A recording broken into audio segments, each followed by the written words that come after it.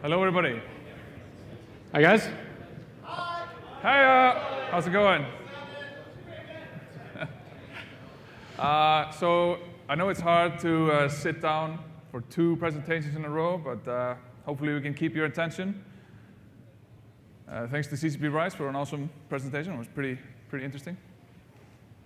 So I am CCP Wonderboy, and you are CCP Paradox. And we'll be talking a little bit about what EVE development has worked on. And also we want to address the name of the presentation. Yeah, the actually, Variety Hour. Basically, yesterday at the pub crawl, a lot of people were telling me, what is in the Variety Hour? Is it like the Gong Show? And I didn't know what this was. So we have no idea who came up with the name. It's probably CCP Goodfella, but we're definitely not going to be singing, dancing, no carnival acts. Sorry to disappoint, all about development. There are no lions. But since we find out that it's apparently meant to be a variety hour, there's a party tonight, so maybe we can do something a bit later. Yeah, there's dancing tonight, Yes. that's for sure. Yeah. I'm sure Permanent Band will deliver something awesome. Okay. So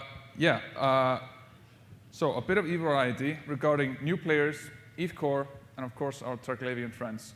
So I'm going to talk about for about 20 minutes. Yeah, about first, Wonderboy's going to be stuff. talking for a bit. I'm going to go sneak off. I'll come back. I'll talk a bit about the EVE Core, just recapping what Rise and the keynote was doing mostly, but then I'll end up talking more about the Triglavian invasion. All right, thanks. All right, see you guys in a bit. So, like I said, I am CCP Wonderboy. I want to thank you everyone for coming. This is my first EVE Vegas. I've been working for CCP for around 4 years now, mostly working in the UI and UX space. I started by making the Project Discovery, the first one, and I oversaw the second one. Did the agency, the activity tracker, carrot seat, all that stuff. And I am here now to talk about the tutorial and new player experience and what we have been doing in the last few months, what effect it has had, and what we're going to do in the future. So I'm sorry for being the guy that shows this picture yet again, but it's so fitting. It describes the problem that we have so well. So our tutorial is an absolute meat grinder, and only the finest meat escapes it. We need some fresh meat, and we can't be stingy anymore. We've got to smooth out that grinder a little bit. Now, this is even more of a problem now than before. It's getting worse. Like Berger mentioned in the keynote, way too many players are joining the game only to quit when they start the tutorial. And we have gone into some investigations to find out why that is and try to fix it. Well, a portion of EVE development was redirected towards finding this out and improving the current tutorial and new player experience. Now, saying this, we don't want to make EVE any easier. We just want to remove some of the unnecessary traps that are along the way. Now, for the tutorial, most of the changes were UX-based, meaning that we were focused on improving the experience the player had, not necessarily how good the tutorial looked, although that does play a big part in the experience. User experience is very important, and we have been going through efforts to improve the UX in the game, and the tutorial is especially important. Now, a portion of EVE development, or I think all of EVE development, has gone on a UX seminar, which was very enlightening. We went and talked to Celia Hodent. She was developing the tutorial and more for Fortnite for Epic Games back in the day, and she's now our consultant.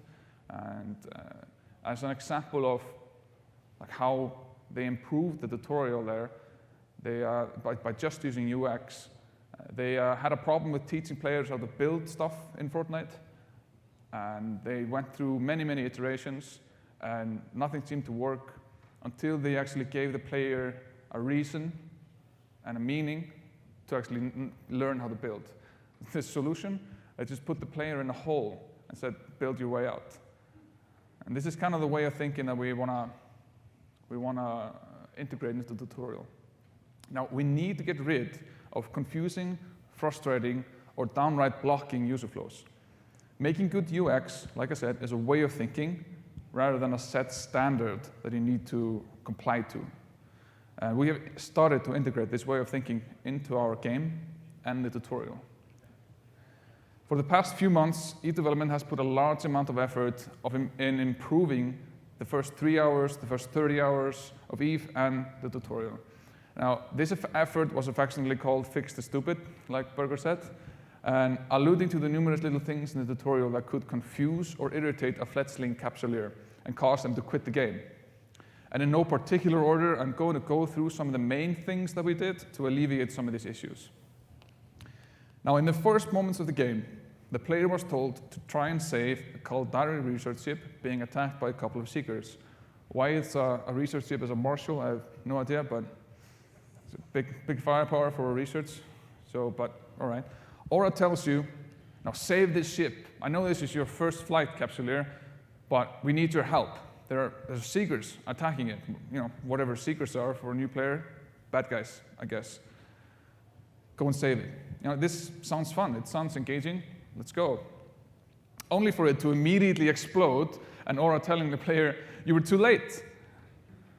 This is a pretty negative feeling, especially for a new player.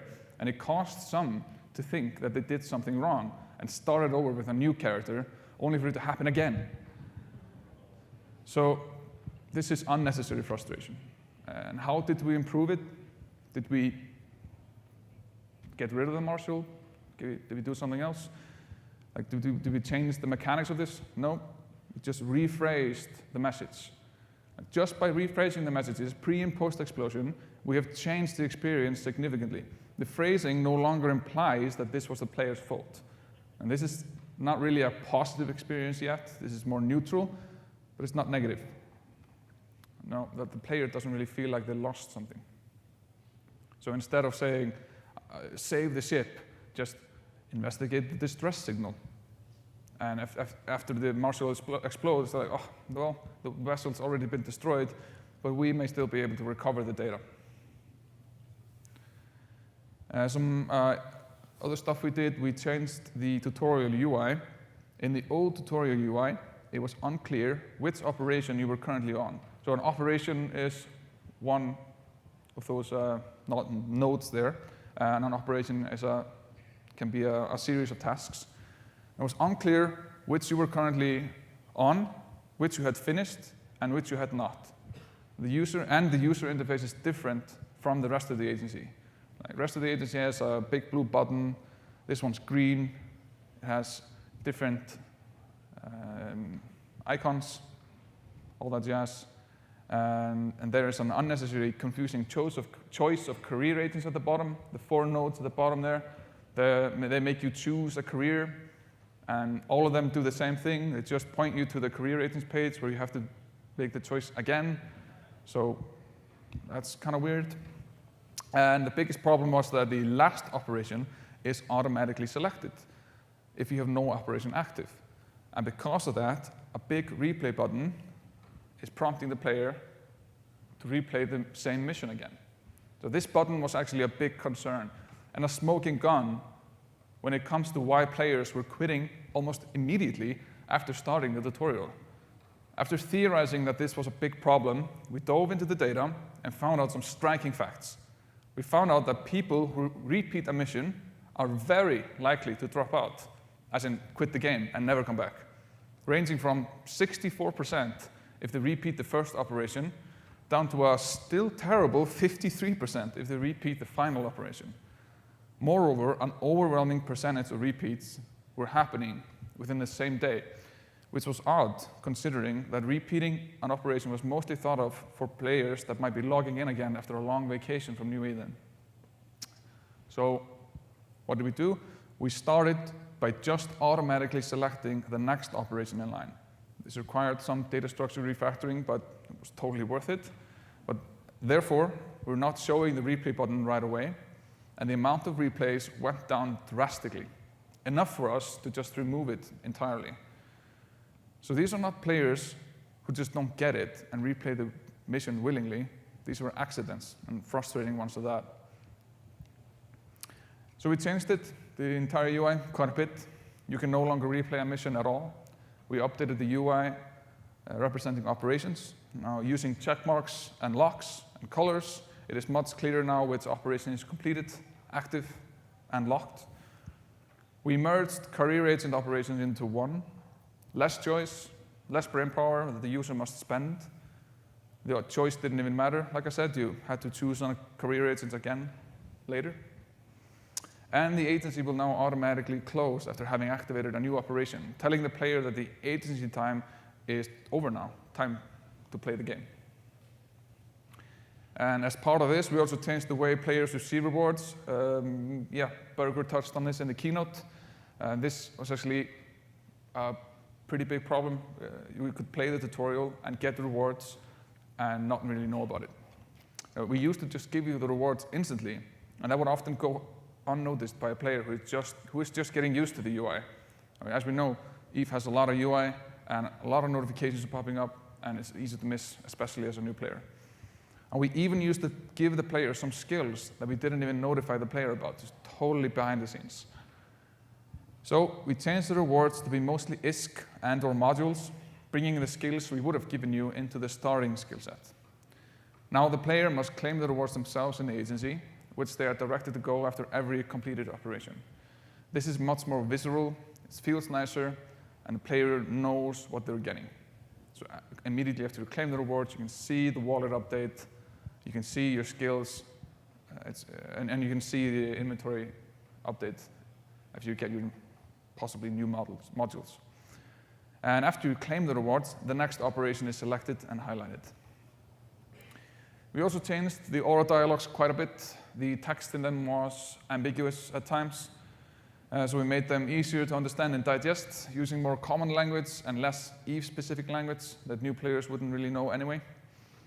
We added hotkeys to the instructions as well, to get the new players acquainted with them early on. They often went missed. And for legibility, we increased the font size, and we fade in the text blocks one by one. So players were also struggling to recognize buttons in the info panel. Berger mentioned this as well. They just don't look like buttons. They look like instructions. So we made these buttons much more prominent. They should now prompt the user to perform the necessary action immediately without having to dig through a right-click menu or anything like that. Just click it. And for good measure, we made these buttons have instant feedback, so the user knows they have performed the action and just need to wait. We have multiple states designed to help the player realize what is happening and what they should do next. So we have warping, docking, aligning, approaching, some more. And we have over 20 more changes done to the tutorial. This is not counting defects and little things we changed to enhance the experience. Like we removed mining laser from the starting ship. This was confusing for new players. We were telling them to activate your primary weapons, and they look at their HUD and they see two things that look like guns. Just trying to mine an NPC and it's not working. So we removed it from the very first starting ship, but not the subsequent corvettes that you can get in a station. And we removed the no skill in queue notification for brand new players. You would log in and get a no skill in queue notification, so that if you see it, then you might be prompted to click it, and then you might open the character sheet, and that's very confusing, and you have no idea what skill to train. So it's just cognitive overload that's unnecessary at that time. So we have an operation in the tutorial where we want to teach you how to use skills. So we want to do that at the right time. So we just remove that notification because it just makes players anxious. We added more UI highlights to the tutorial to ease the transition from one task to the next. And we added camera sensitivity settings. And this is kind of just for everyone. We should have done this a long time ago, but you know. And we made NPC names also match the aura dialogues. We were at one point telling the player to kill the seeker. So the aura was telling the player, kill the seeker. And you would maybe look at the overview, and you would see the NPC, and the type name, the group name of it is just called Circadian Seeker. And because the column is so small, it would just start with Circ. So you don't really see Seeker anywhere. So we changed the names to just Seeker. Now, did this work? Yes. It seemed, since we touched the tutorial completion rate has been going steadily up. And this is very, very good news. This is getting us closer to healthy levels. Now, we need more new players in the game, and this is helping us a lot. If we can get them through a tutorial, it might convince them to get through a career agent, it might convince them to get through an epic arc, a corp, a fleet. Like, let's keep going. The red line is a 7-day moving average, and these are only characters belonging to new customers. We are, to the best of our ability, excluding alternate accounts and alternate characters. And this is also prompting us to do more.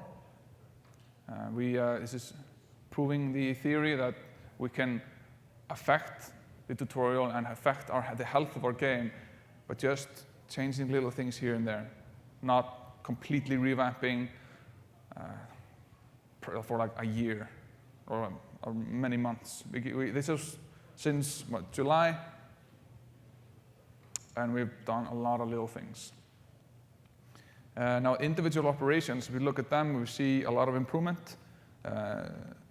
We can look at each of these to see which are the biggest offenders, like which of these drive most of the players away. The red column here is the first week after we started working on them, like July 3rd, and the yellow bar is the first week after the latest release.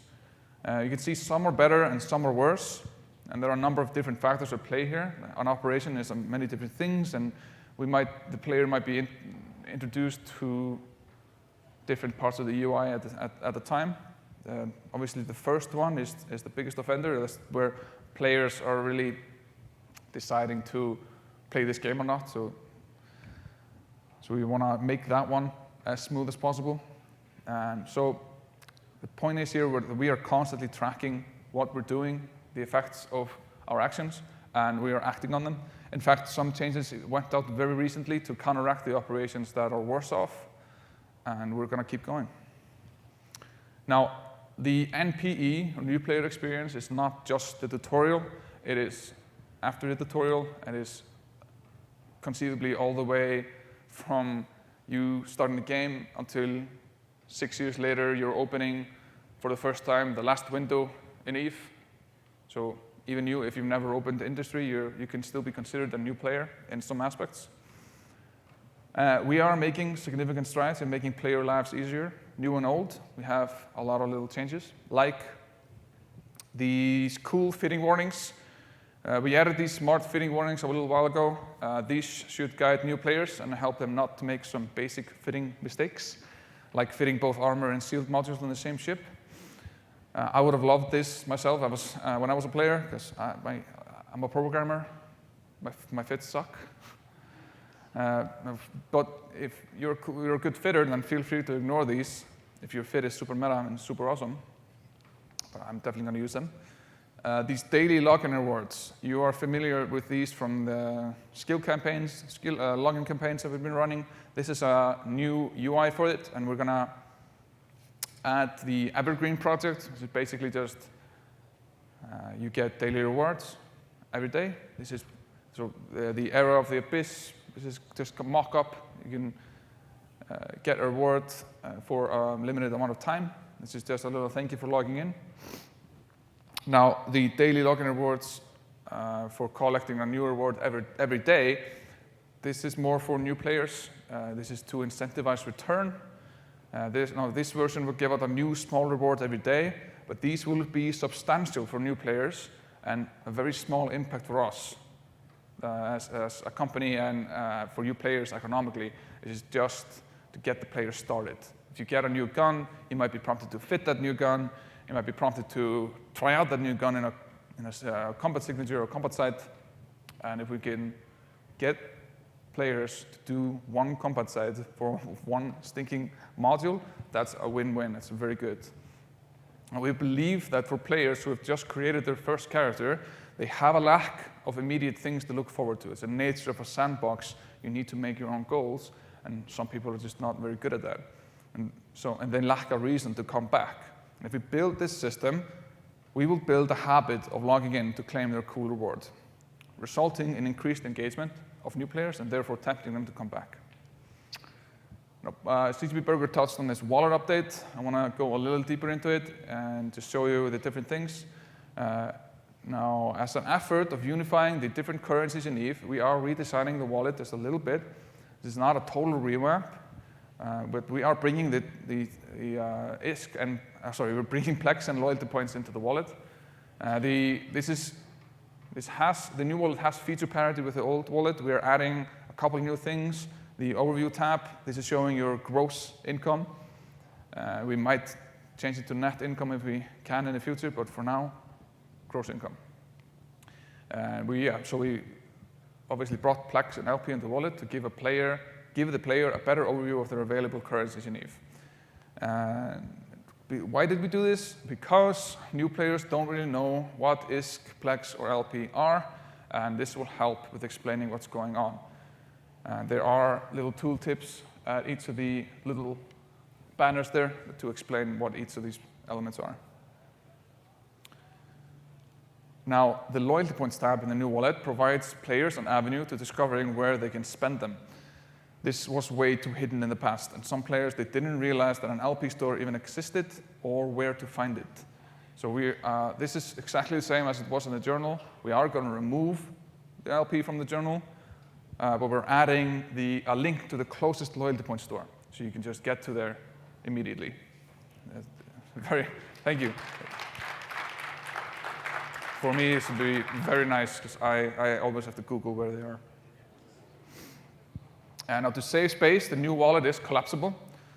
This view provides a quick overview of all currencies, but obviously the loyalty points tab, we can't really add all the loyalty points up, so we just tell you how many corporations you have the loyalty points with.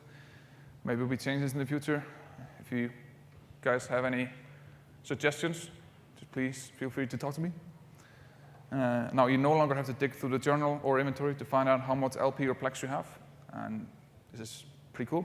I want to show you the corporation wallet as well. This is largely unchanged, except for the banner at the top there. It's showing you the active division and how much money you have in that division. And you have a little tooltip show info icon there to tell you what a division is.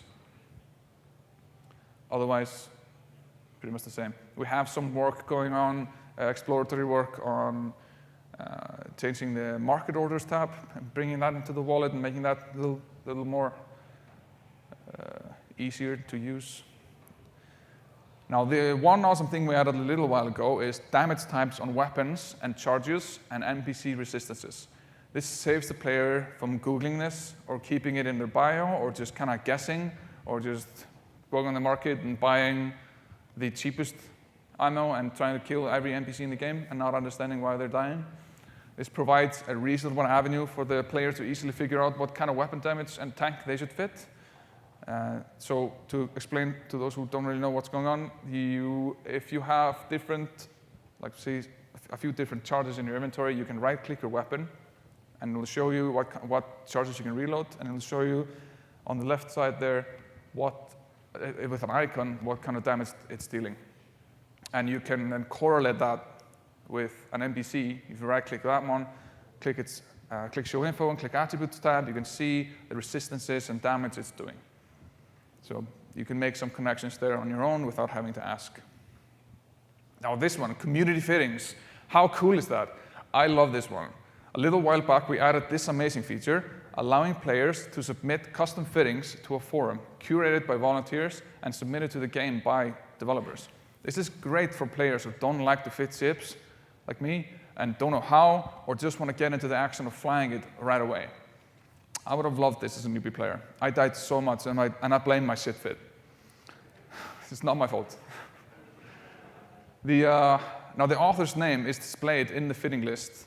Your name could be in the game as the author of one of the best fits for a given ship. Now, don't be stingy, guys. Share your fit. Now, come up with some cool EVE Vegas fits and submit them to the forums. That'd be pretty cool. Now, to help you help us, we helped you help new players. This new window, found in the Neocom, allows you to give a link to a player that highlights UI elements. This helps new players find things quickly and easily, and we really appreciate you guys helping them in rookie help, just to point out obvious things, or not so obvious things that are hidden in the Neocom. Berger touched on this in the keynote, and I was surprised to see the reaction. I thought it would be fucking awesome. Woo! Like, yeah. Even if it's not called Alliance Bookmarks, this is Alliance Bookmark, guys. It's really good. Now, through sheer force of will and no small amount of elbow grease, Eve Development has a working prototype of shareable bookmarks. This allows players to create bookmarks and share them with anyone, like their corporation or alliance.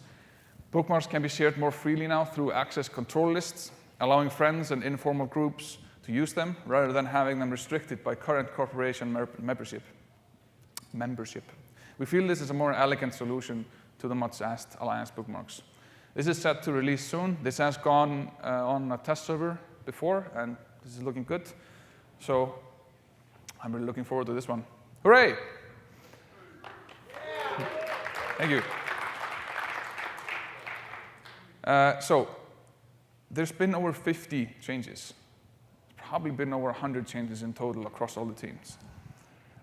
Now, we have worked tirelessly to bring you this whole host of things, and we're trying to increase the health of the game. And all these changes are designed to ease the experience of using a number of Eve's features, and we hope that this will help you guys as well as new players. This is mostly geared toward new players in the first 30 hours. Some of these are good for everybody. And we also made changes to the default positions and sizes of all the windows in the game, restoring sanity to the world. And we picked out the most notable ones for now here on this slide. But yeah, like I said, there are over 50 changes total. Look, we added the wallet back into default Neocom. Yes, good.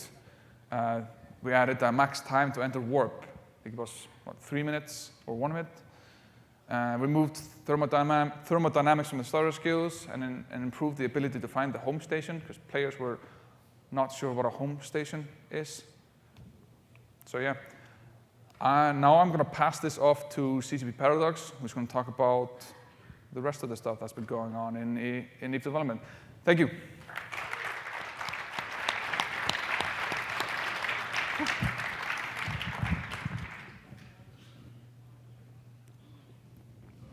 Okay.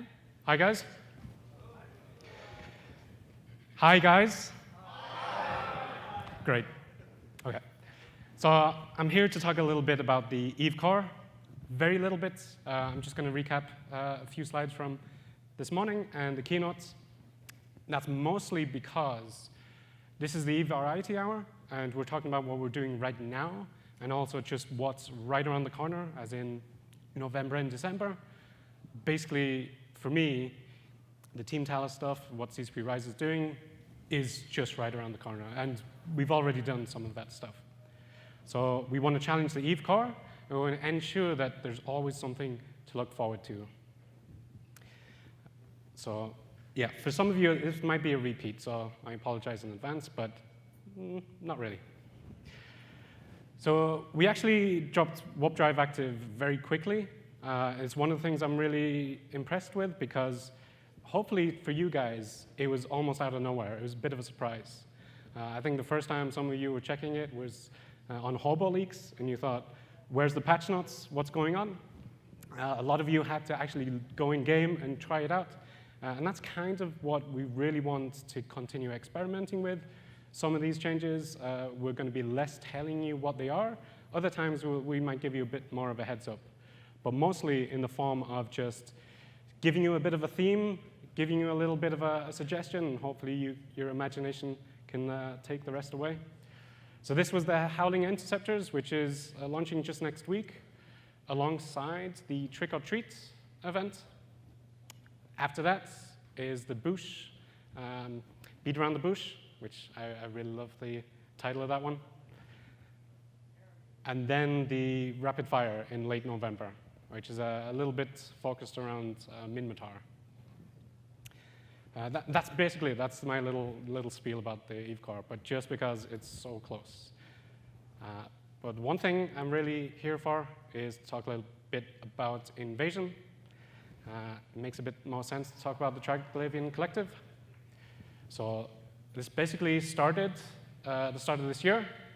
Many of you saw this entity appear throughout New Eden, entity named Zoria Triglav.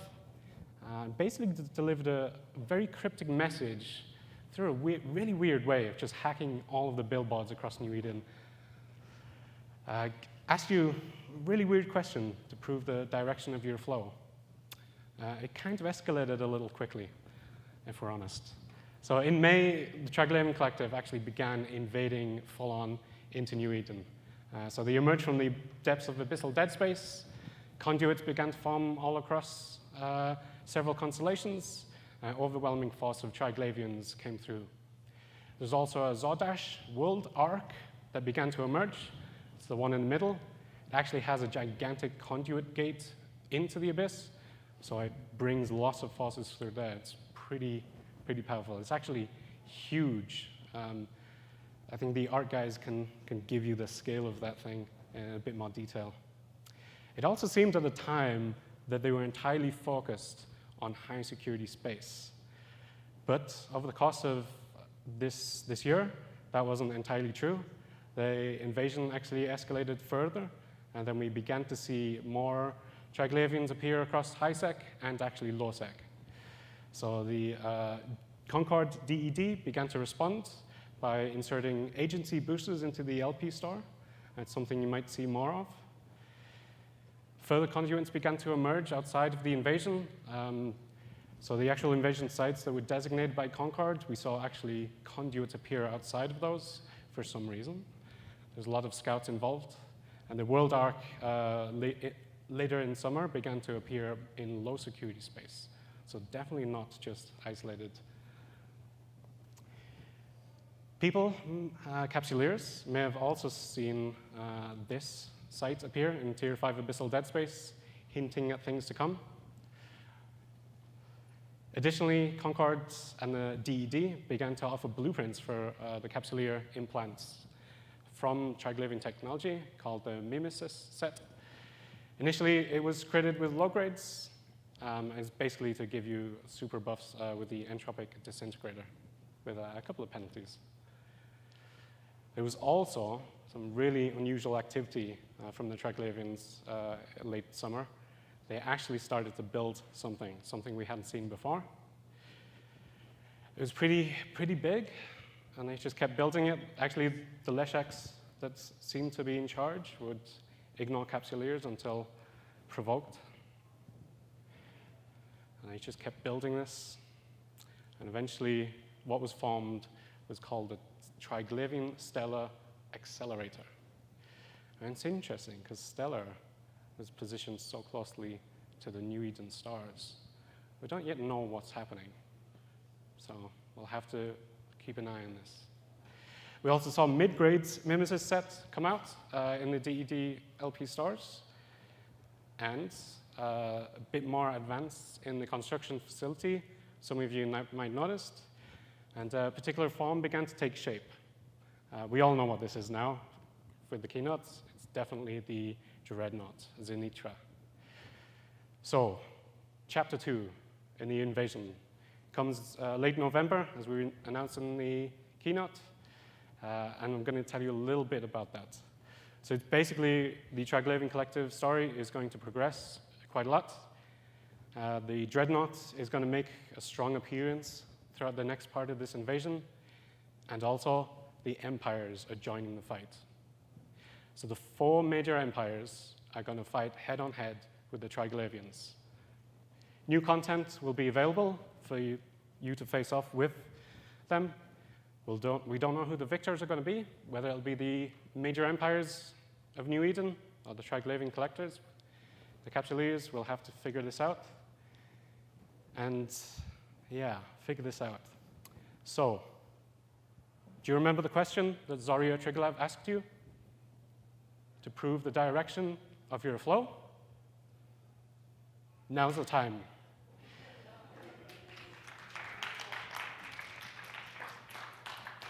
So this next chapter, you will have to choose a side. You have to choose. So whether you choose the major empires as your ally or the Triglavian Collective, this is what you'll have to do. So the new content, you'll be fighting against the Triglavian Dreadnought or with it. And it's up to you.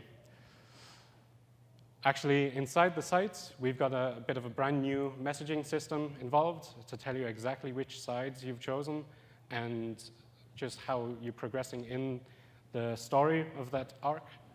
So this is kind of just showing right now the killing the Triglavian dreadnought. You can see that there's the damage being applied in the objective, and time is actually telling you when it's entering siege mode. Interesting that we show that time. It's almost like it's going to be a slaughter. There's also going to be a high-grade Mimesis set coming out in the next chapter. This will go on the LP store for the DED again. Some of you kind of were guessing where we were going with the set bonuses. So it's very in line with most of the other sets. So here we have just the standards for the Mimesis set of the bonus to the max damage for disintegrators, alongside that penalty for the damage multiplier. We have some of the attribute bonuses, and the Omega actually has an 80% bonus for the complete set, with each implant having a 20% set bonus on top of that. Zenitra. This thing is pretty cool.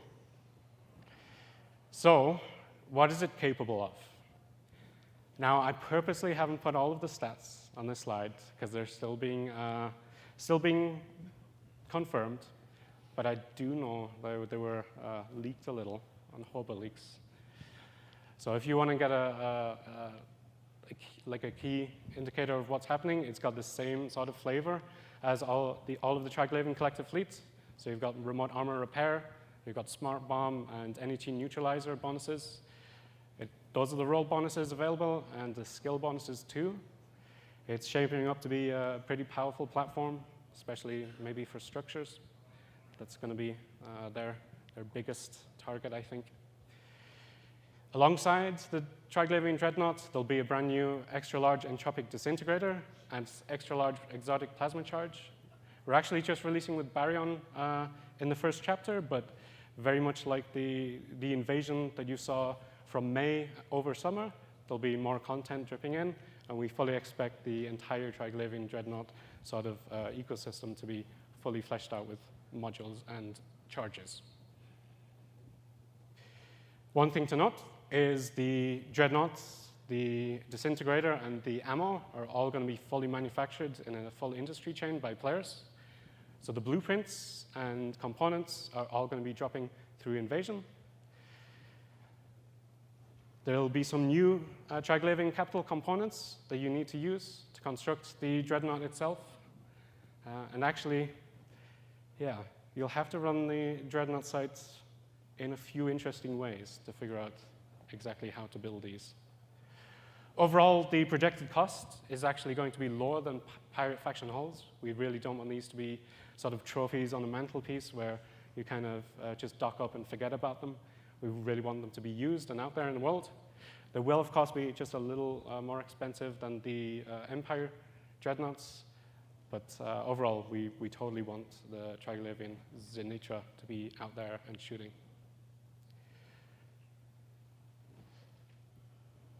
So this is it in siege mode, which is looking really cool. I really like the look of this. And it's pretty huge as well.